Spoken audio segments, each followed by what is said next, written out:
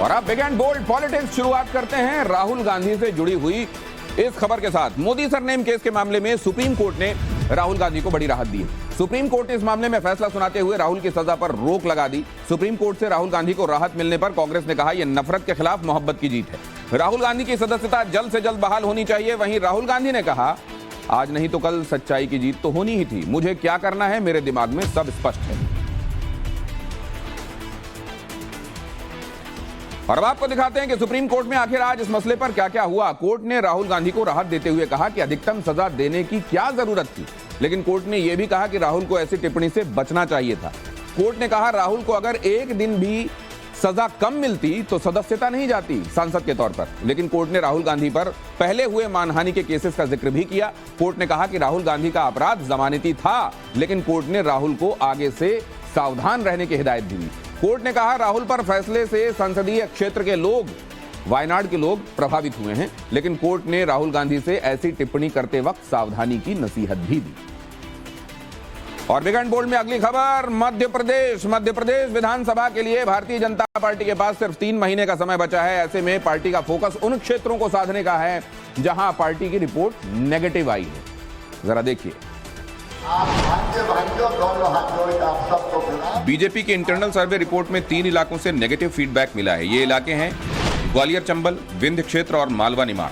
ग्वालियर चंबल को साधने के लिए बीजेपी ने नरेंद्र सिंह तोमर को चुनाव प्रबंधन समिति का संयोजक बनाया है, जबकि इसी इलाके से आने वाले ज्योतिरादित्य सिंधिया और प्रदेश अध्यक्ष वीडी शर्मा को कार्यकर्ताओं की नाराजगी दूर करने की जिम्मेदारी दी गई है। विंध्य वो इलाका है जहां पिछले चुनाव में बीजेपी ने अच्छा प्रदर्शन किया था, लेकिन सीधी कांड के बाद रिपोर्ट नेगेटिव आई। ऐसे में नरेंद्र तोमर समेत सीनियर नेता इलाके का दौरा कर रहे हैं, जबकि बीजेपी के गढ़ रहे मालवा निमाड़ में पिछले चुनाव में बीजेपी को खासा नुकसान हुआ था। ऐसे में सीनियर लीडर कैलाश विजयवर्गीय को इस इलाके में बड़ी जिम्मेदारी दी गई है और हर जगह की रणनीतिक कमान खुद अमित शाह ने संभाल रखी है। अमित शाह एमपी में लगातार बैठकें कर चुनावी रणनीति बना रहे हैं। बड़े नेताओं को टास्क दिया गया है जिससे कार्यकर्ताओं और वोटर्स की नाराजगी को कम समय में दूर किया जा सके।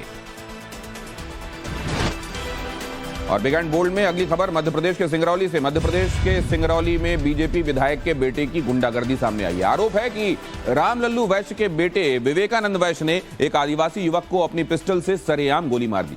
गनीमत रही कि गोली युवक के हाथ में लगी, जिसके बाद युवक को अस्पताल में दाखिल कराया गया। युवक की शिकायत पर पुलिस ने हत्या के प्रयास का केस दर्ज कर लिया है, लेकिन अभी तक गिरफ्तारी नहीं हुई है।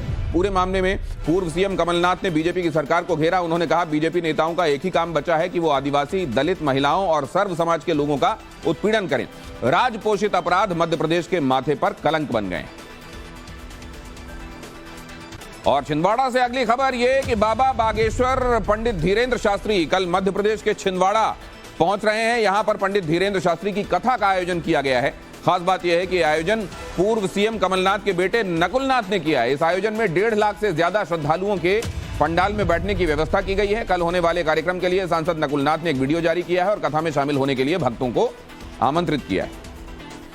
बिग एंड बोल्ड में अगली खबर राजस्थान से। राजस्थान में अशोक गहलोत और सचिन पायलट के बीच सीएम की कुर्सी के लिए हुई जंग किसी से छिपी नहीं है और इस बीच सीएम अशोक गहलोत का हैरान करने वाला एक बयान सामने आया है। एक वर्चुअल कार्यक्रम में अशोक गहलोत ने कहा कई बार मुख्यमंत्री का पद छोड़ने की सोचता हूं, लेकिन यह पद ही मुझे नहीं छोड़ रहा। साथ ही गहलोत ने आने वाले विधानसभा चुनाव की तरफ इशारा करते हुए कहा कि अब देखते हैं क्या होता है। अशोक गहलोत का यह बयान साफ करता है कि अगले चुनाव में भी अशोक गहलोत सीएम पद की उम्मीदवारी छोड़ने के मूड में नहीं है। और भारतीय नारी के आगे क्यों गिड़गिड़ाए ट्रंप, पूरी खबर बिग एंड बोल्ड इंटरनेशनल में। लेकिन पहले आपको दिखाता हूं आज सियासत से जुड़ी हुई ये 5 और अहम खबरें big and bold political quick ticks.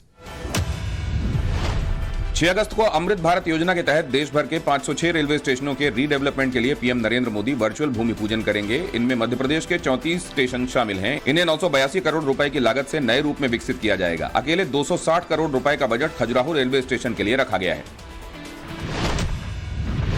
Mission 2024 के तहत बिहार के एनडीए सांसदों के साथ संवाद में प्रधानमंत्री नरेंद्र मोदी ने कहा कि विपक्ष के गठबंधन को इंडिया न कहकर घमंडिया गठबंधन कहें। पीएम मोदी ने यह भी कहा कि एनडीए में त्याग की भावना है। कम सीट के बावजूद नीतीश कुमार को मुख्यमंत्री हमने बनाया। पीएम मोदी ने सांसदों को जातिवाद की राजनीति से ऊपर उठकर काम करने की नसीहत भी दी।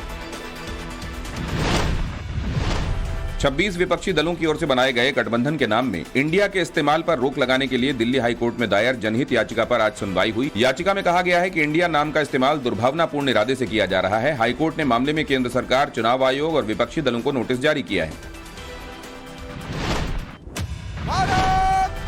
गृह मंत्री अमित शाह आज देर रात 2 दिनों के ओडिशा दौरे पर भुवनेश्वर पहुंच रहे हैं। शनिवार को गृह मंत्री आपदा प्रबंधन से जुड़ी बैठक में हिस्सा लेंगे। शाम को अमित शाह का बीजेपी प्रदेश दफ्तर जाने का भी कार्यक्रम है। इस बीच दौरे से ठीक पहले प्रदेश बीजेपी अध्यक्ष ने 35 सदस्यीय नई टीम का गठन किया है। ये टीम कल गृह मंत्री अमित शाह से मुलाकात करेगी।